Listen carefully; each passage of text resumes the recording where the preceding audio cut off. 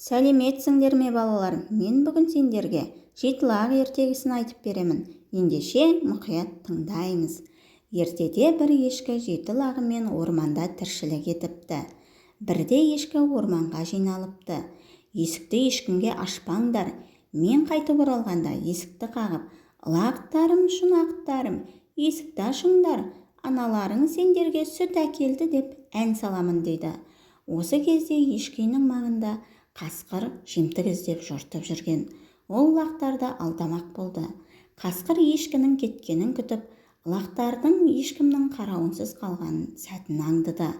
Қасқыр ісмер адамға келіп, жіңішке дауыспен ән салу үшін тамағын қағып беруін сұрады. Ісмер таң тамаша, бірақ тамағын қағып, оның дауысын жіңішкертті. Қасқыр ешкі үйіне жақындап келіп, есігін қақты. Сонан соң жіңішке нәзік даусымен «Лақтарым, шынақтарым, есікті ашыңдар, аналарың сендерге сүт әкелді» деп әндетті. Лақтар есікті ашты. Жауыз қасқырға керегі сол еді.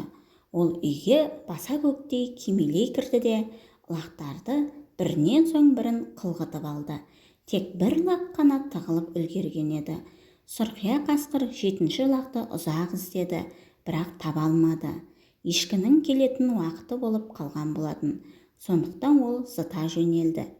Ешкі үйіне келсе, есік айқара ашық жатыр. Үй ішінде ешкім көрінбейді. Пеш ішінен бір лағын тауып алды.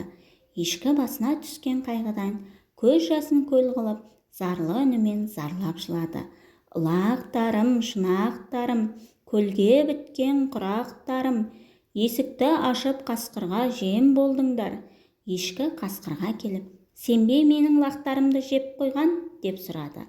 Қасқыр оған, «Сенің лақтарыңды жеген жоқпын» деп жауап берді. «Жемегеніңді дәлелде, кел екеуміз мына ордан секірейік. Егер сен менің лақтарымды жемесең, онда оңай секіріп кетесің» деді ешкі. Қампиған қарнымен ордан секіру қасқырға қиын түсетіні белгілі.